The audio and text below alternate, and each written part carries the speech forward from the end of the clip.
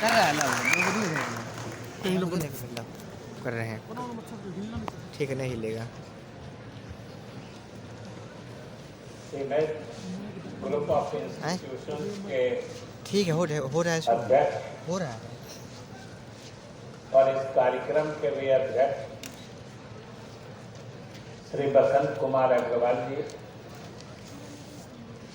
इस कार्यक्रम के आयोजक और संयोजक और cement group of educational institutions के डायरेक्टर श्री नीरज अग्रवाल जी, कार्यक्रम में उनके सहयोगी के रूप में उपस्थित श्रीमती मेघा अग्रवाल जी, सीमेंट ग्रुप ऑफ इंस्टीट्यूशंस के सभी अधिकारी और शिक्षकगण और इस सभागार में उपस्थित सीमेंट ग्रुप में अध्ययन करने वाले और ज्ञान प्राप्त करने वाले सभी हमारे प्रिय छात्रों एवं छात्राओं और मीडिया के साथी, सबसे तो पहले मैं बधाई देना चाहता हूँ और धन्यवाद देना चाहता हूँ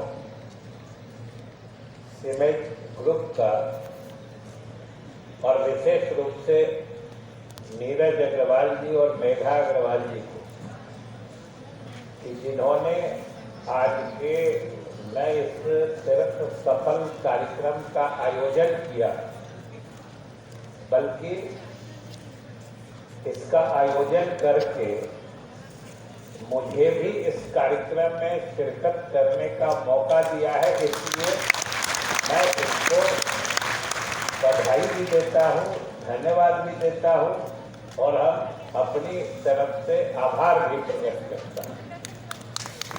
दरअसल हमारे नौजवान साथियों, हम लोगों की कुछ व्यस्तताएं इस किस्म की होती हैं कि कभी कभी आदमी कोई कार्यक्रम दे के भी अचानक से बेबस हो जाता है, विवश हो जाता है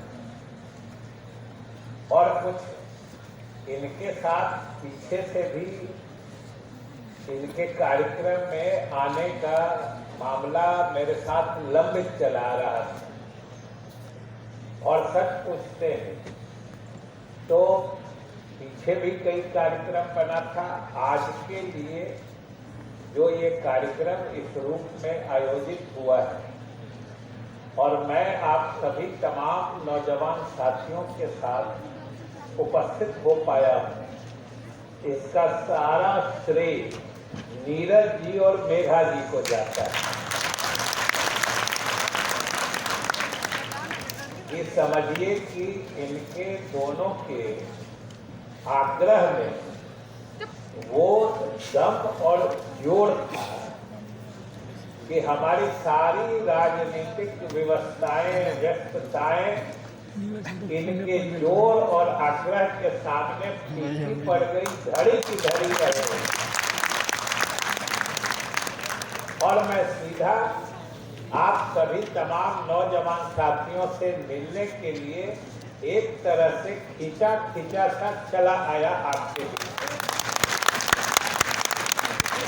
रोक ही नहीं पाया।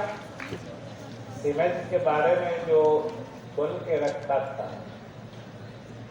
और सच पूछते हैं तो आज आपके बीच इस कार्यक्रम में आके मुझे कई तरह की प्रसन्नताएं हो रही, कई तरह अनेक तरह की प्रसन्नताएं। एक तो इन दोनों के कारण आज के इस सफल कार्यक्रम में भाग लेने का मौका मिला। दूसरा, इस कार्यक्रम में उपस्थित होकर विशेष रूप से आप तमाम नौजवान छात्रों एवं छात्राओं का जो हमने उत्साह देखा है, जो लगन देखा है, जो आपके काम और उपलब्धियां हमने सुनी, तो भाई हमको तो आपके चेहरों में बिहार का भविष्य ही उज्जवल नजर आने लगा। इसलिए मुझे बेहद प्रसन्नता हो गई। और सीमेंट ग्रुप का परफॉर्मेंस देख के, इनका काम देख के, आप जो स्टूडेंट्स इनके अभिन्न अंग होते हैं किसी शिक्षण संस्थान के, आप सबों का व्यवहार, आचार, ये सब संस्थान की विश्वसनीयता का द्योतक होता है कि आप जितने छात्र इस संस्थान से जुड़े रहते हैं, एक एक छात्र समझिए कि अपने संस्थान का प्रतिनिधि होता है। आप किसी छात्र के आचरण से, व्यवहार से उस संस्थान के बारे में अपनी धारणाएं बना सकते हैं। और जैसे किसी व्यक्ति को देख के आप जैसा आचरण करेंगे, आपके परिवार के बारे में भी लोगों की धारणाएं बनती हैं। आपका अगर आचरण अच्छा है, व्यवहार अच्छा है, जिसको कंडक्ट कहते हैं, चरित्र अच्छा है, कैरेक्टर अच्छा है, तो समझिए कि उससे कितने अर्थ निकलते हैं कि आप अपने परिवार की विश्वसनीयता लोगों में बढ़ा रहे हैं। आपका जो संस्कार कहता है कि भाई किसी बच्चे को अच्छा देख के स्वाभाविक रूप से बच्चे के प्रति प्यार और जो एक लगाव होता है वो तो बनता ही है। उसके परिजनों के प्रति, उसके अभिभावकों के प्रति, उसके पेरेंट्स के प्रति भी हृदय में एक श्रद्धा और सम्मान उमड़ता है कि भाई इसको अच्छी शिक्षा दीक्षा, अच्छा संस्कार दिया गया। उसी तरीके से आप अगर अच्छा काम करते हैं, अभी हमसे लगभग हम समझते हैं 8 बच्चियों को पुरस्कृत कराया गया है। आप सोचिए कि आप लोगों के मन में भी जो 8 बच्चे पुरस्कृत हुए हैं या और भी कुछ पुरस्कृत होने वाले हो, जो बाद में जिनको पुरस्कृत किया जाएगा, वो सब तो एक तरह से आदर्श के रूप में आते हैं। और पुरस्कृत करने के पीछे भी समझिए एक मंशा होती है, एक इंटेंशन होता है, कारण होता है, औचित्य होता है, जस्टिफिकेशन होता है कि क्यों बीच में बच्चों को पुरस्कृत किया जाता है।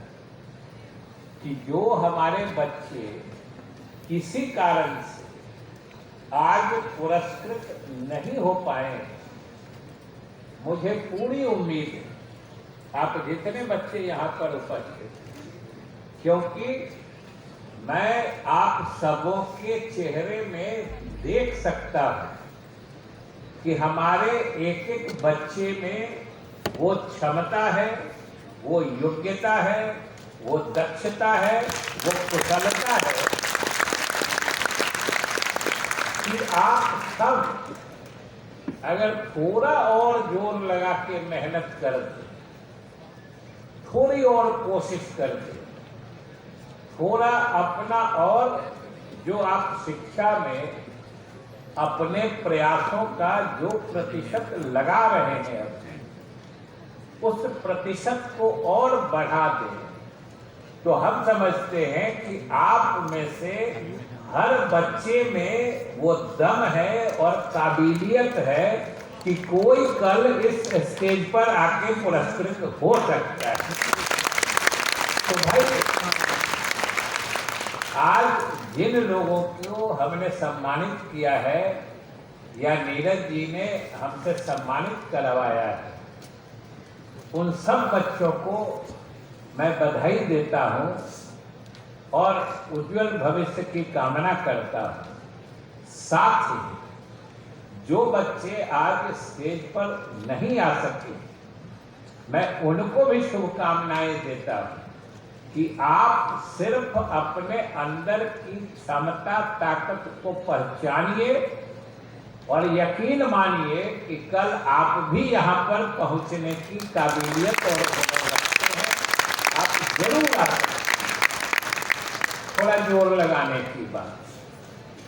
तो एक तो भाई इतना उत्साही बच्चों, मेधावी बच्चों के बीच इस सिविल ग्रुप ने हमें उपस्थित होने का मौका दिया, इसके लिए हम धन्यवाद देते हैं और मुझे प्रसन्नता है। दूसरी प्रसन्नता है जो अभी बात चल रही, जो हमारे बच्चे स्टूडेंट क्रेडिट कार्ड से बच्चे आगे की पढ़ाई कर रहे हैं। तो हम लोगों की सरकार में नीतीश कुमार जी के नेतृत्व में, तो इसीलिए हमने इस योजना की शुरुआत ही की थी कि जो बच्चे आगे की पढ़ाई करना चाहते हैं, लेकिन अगर आर्थिक तंगी के कारण, कोई परिवार की आर्थिक कमजोरी के कारण अगर वो आगे की पढ़ाई करने में समर्थ नहीं हो पा रहे, तो सरकार उनकी मदद जरूर करेगी और उनकी मेधा को कुंठित नहीं होने देगी। इसीलिए हमने योजना लगाई है। और अभी नीरज जी कह रहे थे, जो किसी कारण से कोई व्यवधान हो रहा है, हालांकि ये बात हम समझते हैं कि नीरज जी हमसे मिलते रहते हैं, अगर दफ्तर में या वहां कहे होते तो मैं उन कारणों को भी अलग से देख लेता। और आज अगर उन्होंने कहा है तो हम निश्चित रूप से इसको जाके ही देखेंगे।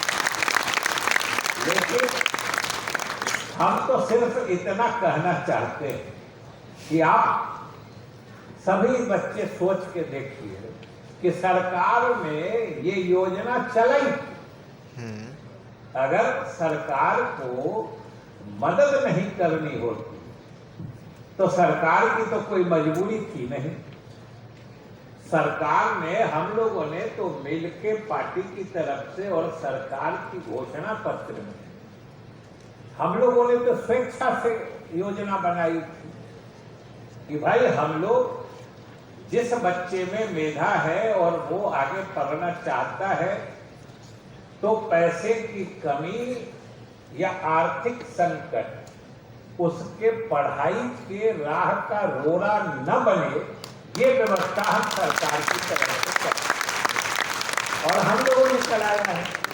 और आज मुझे जो हमने कहा कि मुझे इस कार्यक्रम में आके अनेक तरह की प्रसन्नताएं, उसमें से एक ये भी है कि जब हमने देखा, उसका प्रत्यक्ष प्रदर्शन देखा कि भाई सरकार की योजना कितनी सफलता से आगे बढ़ रही है, कि आपने कितने बच्चों ने खड़े होके बताया कि हम लाभान्वित हो रहे हैं। तो हम आपको एक ही चीज बताना चाहते हैं कि सरकार ने योजना बनाई है बच्चों को मदद करने, बच्चों को मिलती मदद रोकने के लिए।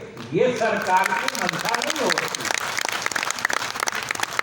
ये सरकार की मंशा न होती है, न है और न हम होने देंगे। यह भी हम आपको बता देंगे कि भाई सरकार की तरफ से हम लोग देना चाहते हैं। हमें तो आश्चर्य हुआ कि ऐसा हो कैसे रहा, और इसीलिए हमने कहा कि नीरज जी अगर पहले बताए हो तो हम लोग इसकी तहकीकात कर चुके हो, और आज जब बात सामने आई है तो हम लोग इसकी जरूर तहकीकात करेंगे। कोई जरूर इसमें कुछ टेक्निकल बात होगी, यूनिवर्सिटी का मामला होगा, डिपार्टमेंट का मामला होगा, लेकिन इतना आप आश्वस्त रहिए कि हम तकनीकी बाधाओं को, सरकार की नीतियों को सफल होने में हम लोग कभी आगे नहीं आने देंगे, और वो बाधाएं आती हैं तो हम लोग दूर करेंगे। जो अगर कोई दिक्कत आती है तो उसको हम लोग दूर करेंगे। लेकिन ऐसा कैसे हो सकता है कि सरकार मेधावी बच्चों को मदद करना चाहती है और कोई तकनीकी बात, कोई सरकारी अधिकारी या विश्वविद्यालय के लोग कोई तकनीकी बात उत्पन्न करा के हमारे बच्चों को लाभान्वित होने से वंचित कर दें, ये सरकार ऐसा न चाहती है न होने देने ये हम आपको बता दें। और मुझे जो तिहरी और सबसे अधिक प्रसन्नता है वो इस बात से है कि सीमेंट ग्रुप ऑफ इंस्टीट्यूशंस या खास के अग्रवाल जी की जो व्यवस्था या जो कार्यशैली या जो फंक्शनैलिटी हमने देखी है, इसके लिए मैं इनको बधाई देना चाहता हूँ, धन्यवाद देना चाहता हूँ कि भाई आपने इसको बड़े ही अच्छे तरीके से जो समसामयिक सामाजिक परिवेश होता है उससे आपने बच्चों की शिक्षा दीक्षा को जोड़ के आगे बढ़ाने का ये प्रयास या तरीका अपनाया है।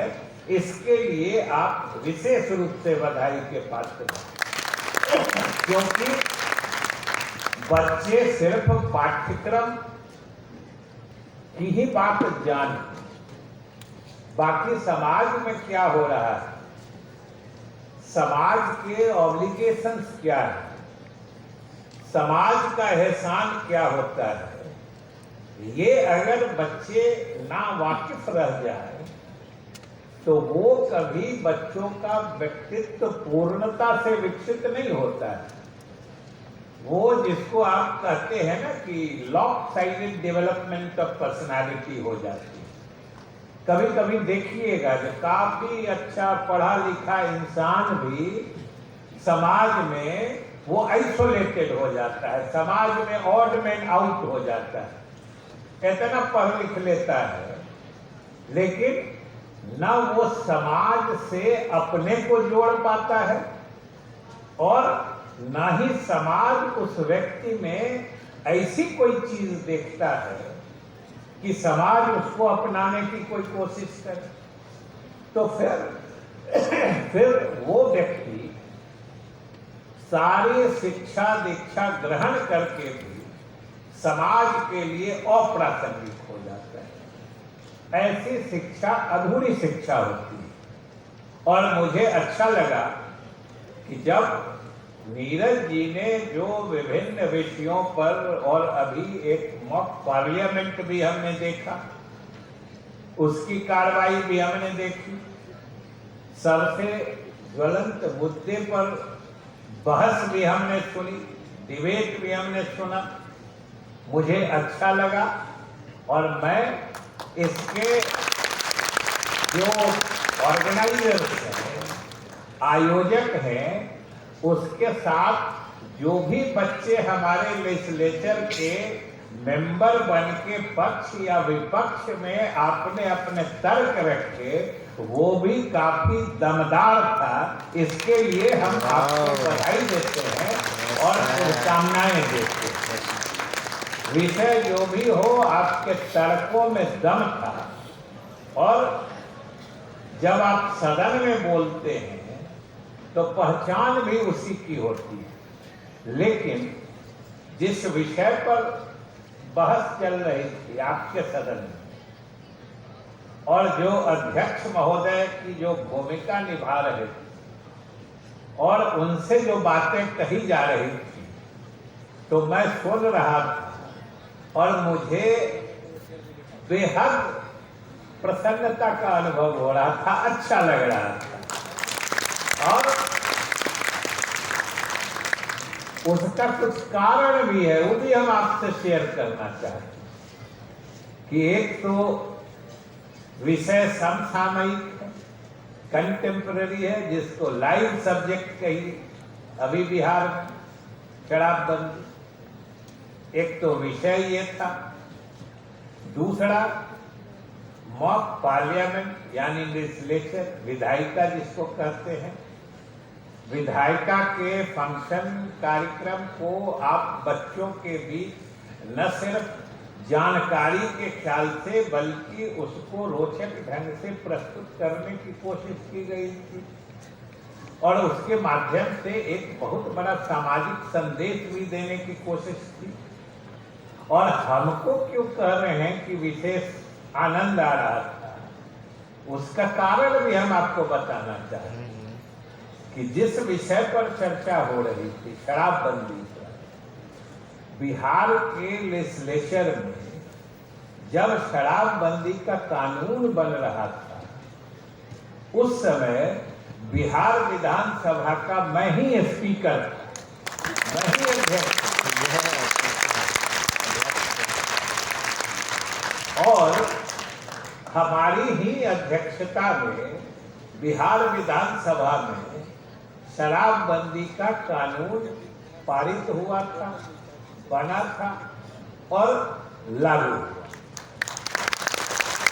इसलिए मुझे विशेष अच्छा लग रहा था जब आप लोगों को तर्क वितर्क करते सुन रहे थे। लेकिन भाई हम एक चीज बताना चाहते हैं कि आपके सदन में तो शराबबंदी पर भी विचारों में भिन्नता थी, अलग अलग विचार,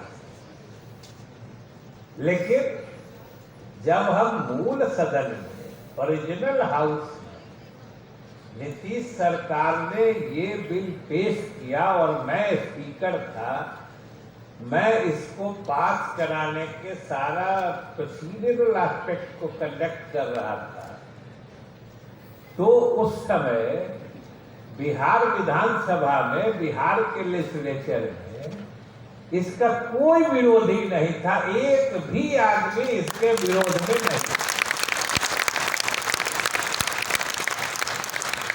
तो आपके यहाँ तो कुछ विरोध भी होता है, ये तो जानकारी के ख्याल से लोगों को, बच्चों को समझाने की बात होती, इसलिए विरोध भी होना है तो किस तरीके से होता है उसका प्रदर्शन किया, वो तो अलग है। लेकिन बिहार में, बिहार के असेंबली में जिस दिन इस बिल का इनैक्टमेंट हो रहा था, आप लोग भी सुनते होइएगा, बिल और एक्ट, विधेयक और अधिनियम, यानी विधेयक कानून, इस दोनों में फर्क जरूर समझना चाहिए। बिल जो होता है, विधेयक जिसको कहते हैं, वो सरकार अपनी नियत से सदन में लाती है कि हम ऐसा कानून बनाना चाहते हैं, और जब सदन उसको पारित कर देता है, कोई विधेयक या बिल, तो वो एक्ट बन जाता है, कानून बन जाता है। तो इस बिल का जब इनैक्टमेंट हो रहा था, तो आप समझिए कि इस मुद्दे में, शराबबंदी में, प्रोहिबिशन में, इसके पीछे कितनी बड़ी सामाजिक और नैतिक, सोशल एंड मोरल फोर्स है कि बिल के खंड होते हैं, बिल कई खंडों में होता है, सेक्शंस होते हैं, और एक एक खंड को सदन के सामने रख के उस पे वोटिंग जैसे बड़े अच्छे तरीके से यहाँ आए और नो कराया गया। हम लोग जब हाँ और ना कराते हुए एक एक खंड को अलग से पास कराना पड़ता है, और हम इसलिए आपके बीच चर्चा कर रहे हैं कि वो बिहार विधानसभा की ऐतिहासिक घटना थी जिस दिन इस बिल का इनैक्टमेंट हुआ।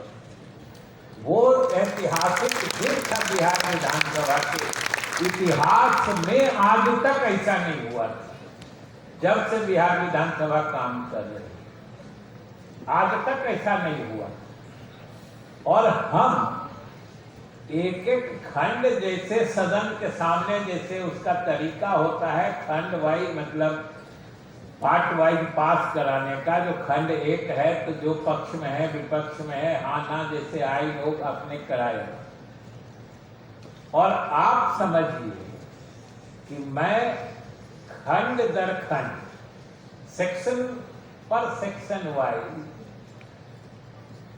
सदन के सामने सदस्यों के विचार के लिए उनको पुट कर रहा था, रख रहा था और उनकी राय ले रहा था। और जैसे जैसे खंड आगे बढ़ता गया, तरीका ये होता है कि सब खंड एक एक करके खाना में पास होता है और अंत में फाइनल यानी पूरे बिल, पूरे विधेयक पर सदन की राय ली जाती है। खंड दर खंड जैसे जैसे उस पर सदन की राय ली जाती रही, सारे सदस्यों के भीतर इस तरीके का उत्साह, उल्लास और जोर का समर्थन आने लगा कि अंतिम खंड पहुंचते पहुंचते आधे सदस्य खड़े होकर समर्थन, जो बैठ के कर रहे थे, खड़े होकर समर्थन करने लगे। और जब मैंने पूरे बिल को एक साथ उनकी स्वीकृति के लिए प्रस्तुत किया, तो समझिए सदन के सारे सदस्य खड़े होकर न सिर्फ समर्थन दे रहे थे, न सिर्फ ताली बजा रहे थे, बल्कि उनके उल्लास और उमंग का कोई ठिकाना नहीं था। और अंत में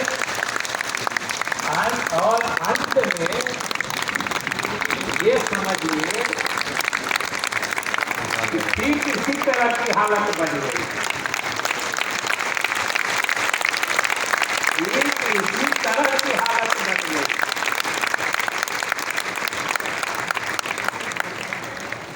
ठीक इसी तरह की हालत बन गई कि इसी बीच इधर बीच से आवाज आई कि भाई हम लोग जब बिल बना रहे हैं, सारे लोगों को शराब पीने से रोकना चाहते हैं, ये हम कह रहे हैं, तो सबसे तो पहले सदन से ही लागू होना चाहिए।